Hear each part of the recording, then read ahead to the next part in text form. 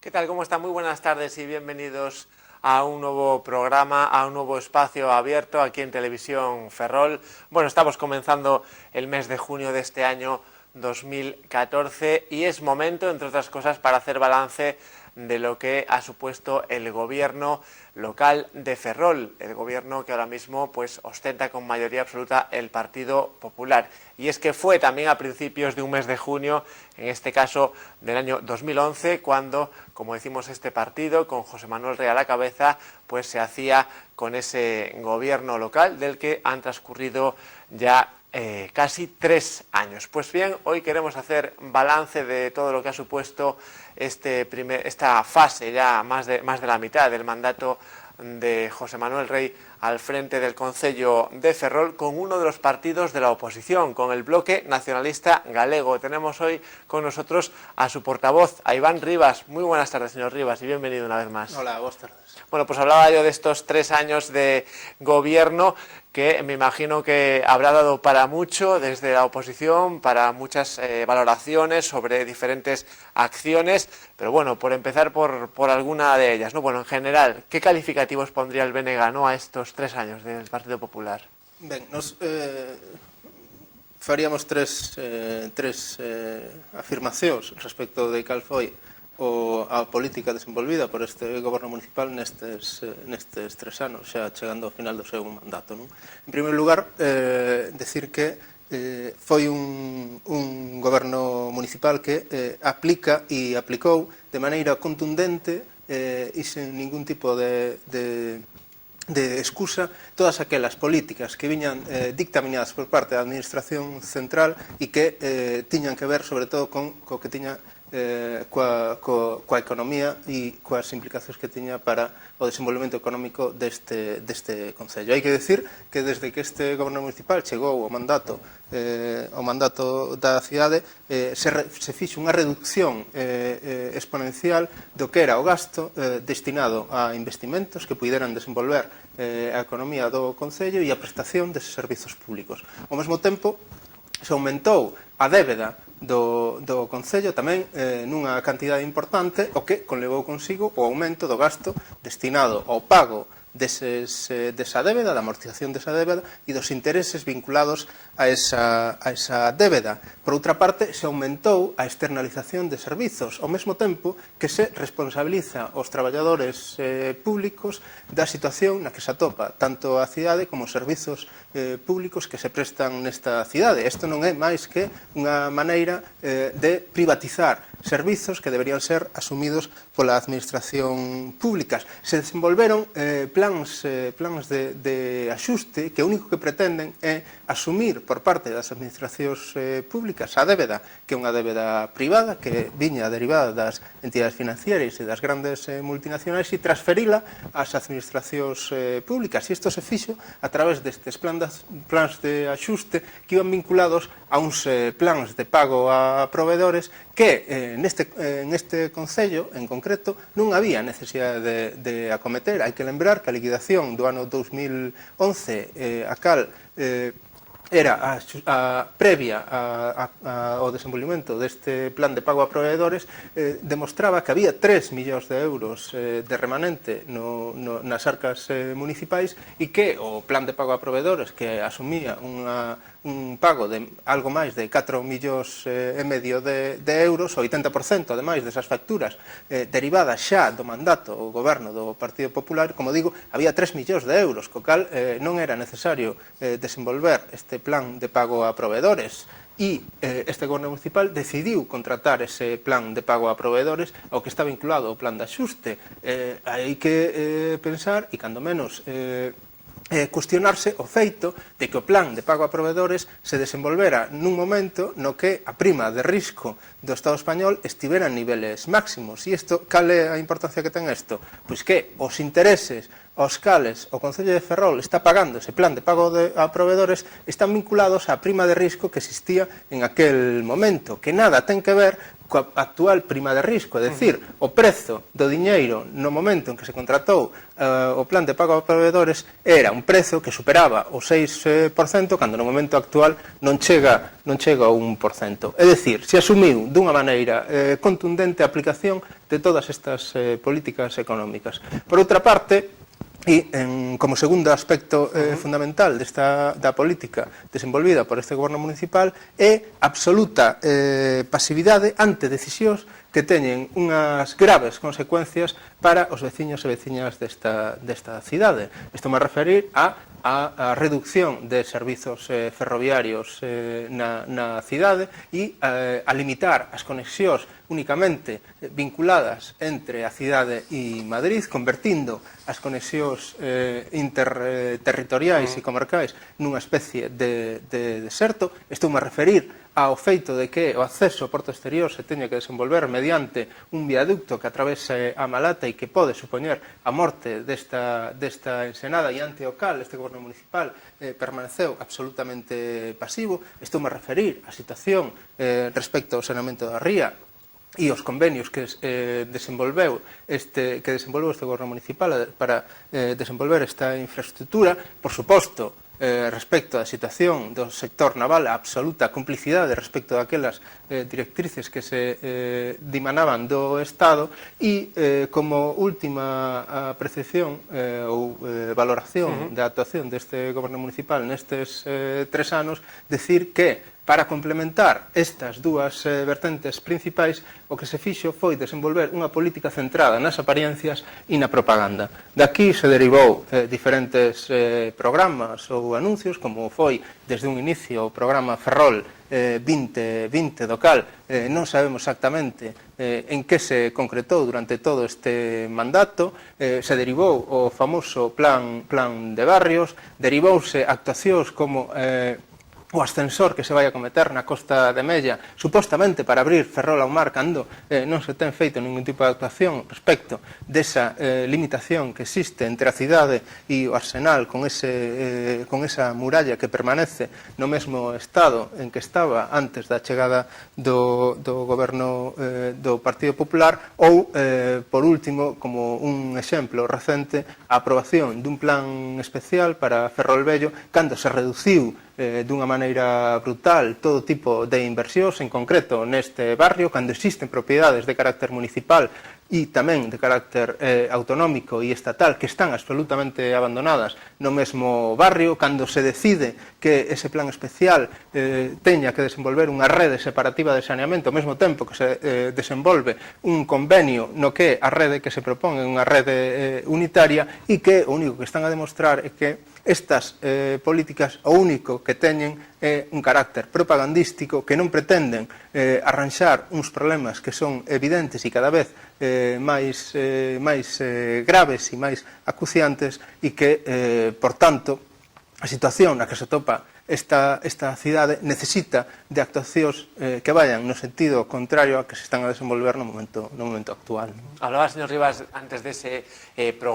gran programa global con el que se presentaba el Partido Popular a las elecciones, ese lema o eslogan, ¿no?, de Ferrol 2020. El BNG, entiendo, por tanto, que ha estado atento a todo ese documento, ¿no?, a ese amplio documento, ¿no?, para, digamos, hacer una labor fiscalizadora de alguna forma, ¿no?, de ese gran programa. Sí, a ver, non só que queremos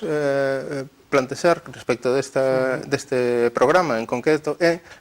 que simplifica dunha maneira moi clara cal é a política que se asumiu por parte deste goberno municipal desde o inicio, incluso desde antes de chegar ao mandato, e é o enunciado de proxectos de carácter generalista que despois non teñen unha concreción práctica na realidade do Concello, e que en moitas ocasións enuncian ideas que entran en conflicto con a realidade do propio Concello. Para referirme únicamente a algunha das cuestións que aparecen nese programa e que despois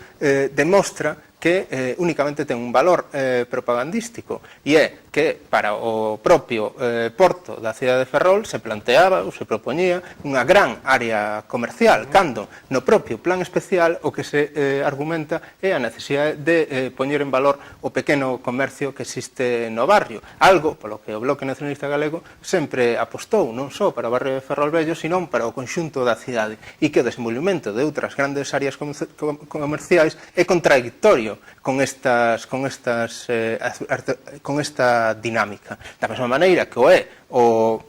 a creación desa nova área comercial, tamén o é a proposta para o propio Sánchez Aguilera no convenio ou previo ao convenio que todavía está sin asinar despois de xa case un ano de que se anunciase a aprobación e a asinatura dese novo convenio, polo cal se lle vai pagar o Ministerio de Defensa máis de 500.000 euros por propiedades que deberían revertir de maneira gratuita nos veciños e veciñas desta cidade. O exemplo de Ferrol 2020 o único que é o marco xeral no que se desenvolve toda esta política, como digo, aparencial, propagandística, pero que despois, na práctica, se fundamenta nunha reducción brutal do que son as inversións. Hai que lembrar que no período 2012-2013 se reduciu nun 50% as inversións destinadas ao Concello de Ferrol e que, ademais, dentro desas inversións, a maior parte delas están suxeitas ao desenvolvemento do propio plan urban, co cal as inversións con fondos propios cada vez están máis limitadas e o feito de que o propio Concello, o propio Goberno Municipal decidise en plenos pasados eliminar o endebedamento, o único endebedamento que tiña contratado durante todos estes anos para cometer inversións, decidiu eliminar os orzamentos do ano 2014, é un exemplo claro de cal é a directriz económica que existe en este goberno municipal. Hablaba antes, señor Rivas, de ese barrio de Ferrol Vello. Me gustaría hacer una parada en ese plan, ¿no?, que se aprobaba, se aprobaba el inicio de ese plan, ¿no?, en un pleno extraordinario hace poco tiempo. ¿Cuál es la visión del BNG sobre ese plan y qué cree que puede traer consigo, ¿no?, para esta zona de Ferrol? Ben, nos consideramos que, como digo, que non se poden tomar decisións que únicamente teñen carácter formal e que o que hai que facer é actuar a través de iniciativas políticas. Que iniciativas políticas son necesarias no barrio de Ferrol Vello? Pois fundamentalmente dúas. Unha, a inversión pública que desenvolva a empezar por aquelas propiedades que son de carácter propio, como as que son propiedade do Concello, pero as que son de propiedade da Xunta de Galiza e as que son propiedade estatal, pois poñelas en valor, poñelas ao servizo dos veciños e veciñas deste barrio e do conxunto da cidade. Isto non se está a facer, máis ben se está a actuar no sentido contrario e así se ten paralizado o desenvolvemento do proxecto de rehabilitación da Casa Natal de Carballo Calero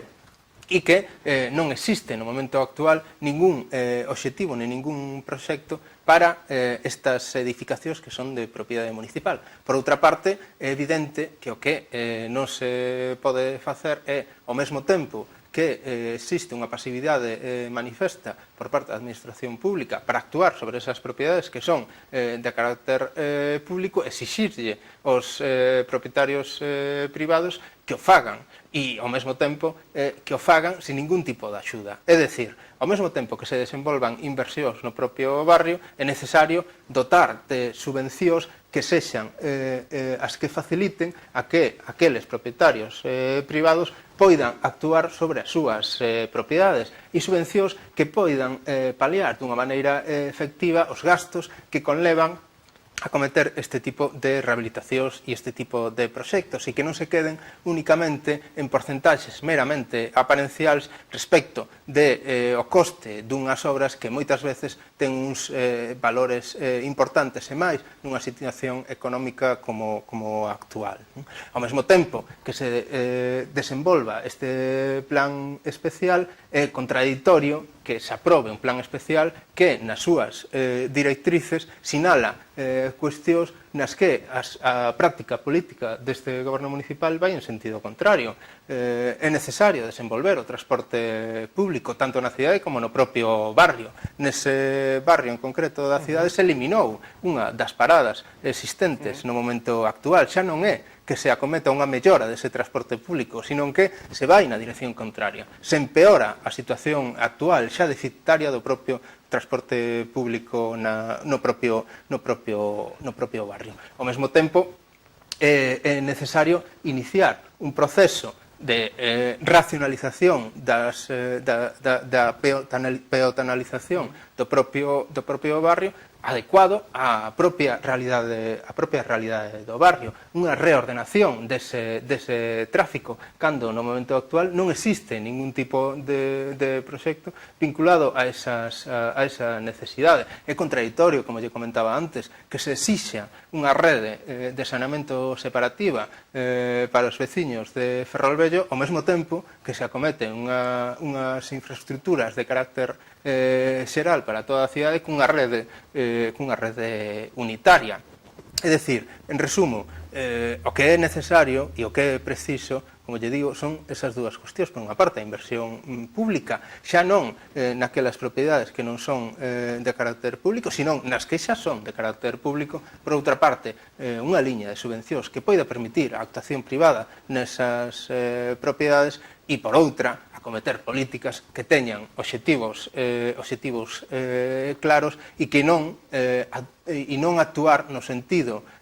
contrario aos obxectivos que se pretenden conseguir nese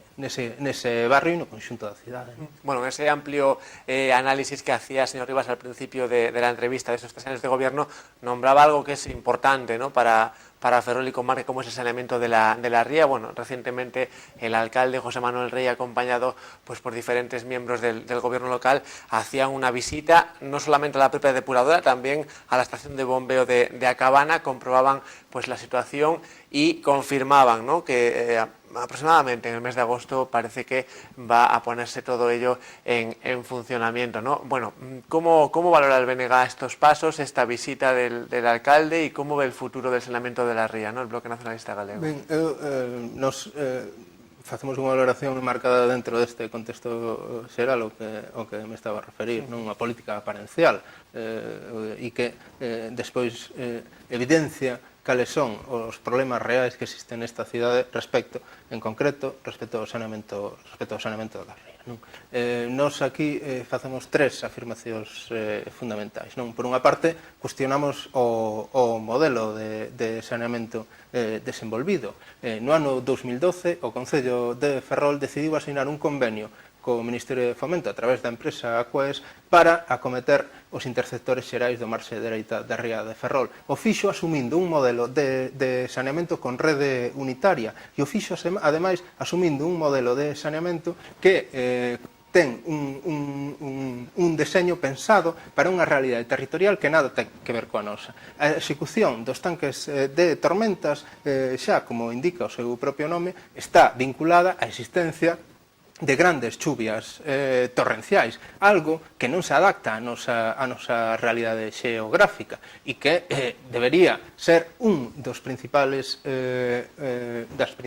guías para desenvolver o saneamento na nosa cidade, acometer unha rede separativa que poida desenvolver un saneamento sustentável e que ademais aminoraría os costes para a mantemento e a posta en servizo deste saneamento. No que se levou outro día ao debate plenario aparecía, ademais, un caso concreto. Se prevé a execución dun novo tanque de tormentas no barrio da Graña polo feito de que a rede é unitaria. O argumento de que é máis costoso a rede separativa que a rede unitaria, primeiro, non existe unha valoración de cal é o coste dunha rede separativa e, en segundo lugar, o feito de que sexa necesario construir estas infraestructuras como tanques de tormentas polo feito de que a rede sexa unitaria parece que é contradictorio co argumento económico. Entón, en primeiro lugar, se deseñou un modelo inadecuado e que non se adapta a nosa realidade e que non acada unha sustentabilidade para o saneamento da ría, porque hai que ter en conta, ademais,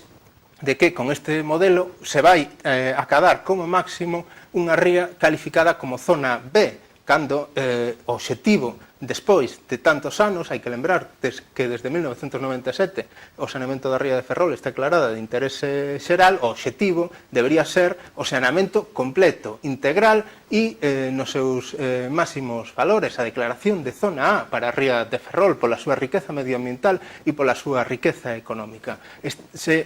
O saneamento proposto únicamente ten como obxectivo declarar a ría de Ferrol como zona B. En segundo lugar,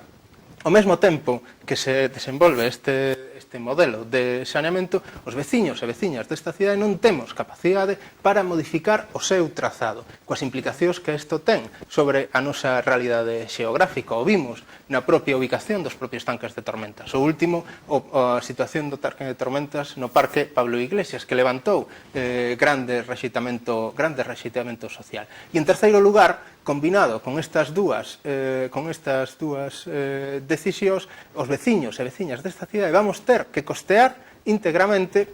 a execución desta infraestructura para o cal o Estado non pon un só euro. O 80% se paga con fondos da Unión Europea, 10% paga Augas de Galiza e o outro 10% temos que asumir os veciños e veciñas desta cidade. Que implica isto? Que, tal como se aprobou outro día no pleno municipal, o coste do saneamento no Concello de Ferrol se vai triplicar respecto do que estamos a pagar no momento actual. Ademais de que durante o ano 2012 e durante o ano 2013 xa sufrira unhas altas subidas a taxa de saneamento que estamos a pagar os veciños e veciñas desta cidade, pero que este feito de que para este ano inmediato se vai a triplicar ese coste non se vai quedar aí, porque todavía non están introducidos en estas taxas o coste da infraestructura dos interceptores xerais que vamos ter que asumir os veciños e veciñas desta cidade. É dicir, que durante 45 anos se está hipotecando os veciños e veciñas desta cidade para asumir o coste dunha infraestructura declarada de interés xeral polo Estado, pero para a cal non pon un só euro e que, ademais, limita a posibilidade de desenvolver un modelo adecuado ás nosas necesidades, como se viu no feito de que a estación de bombeo ubicada na Malata supoña aumentar o coste económico para o mantemento e a posta en servizo deste saneamento cando había alternativas que eran moito máis efectivas tanto a nivel medioambiental como a nivel económico. Bueno, tenemos que seguir hablando de saneamiento, señor Rivas, porque a raíz de esta visita, más o menos aproximadamente en el mismo día, pues desde el Concello de Narón se alzaba la voz y se anunciaban posibles impugnaciones, ¿no?, de esos acuerdos que usted antes citaba, ¿no?, de ese año 2012. Se habla de que no se está contando con Narón para este proceso de saneamiento de la ría y, como ya le digo, ha llegado la situación al punto de querer impugnar desde el Concello vecino esos acuerdos, ¿no?, firmados en su día. ¿Teme que vaya más esta situación que parece conflictiva entre Ferrol y Narón en los últimos días? Ben, para nós o conflicto que pode haber entre os alcaldes de Ferrol e Narón é un conflicto que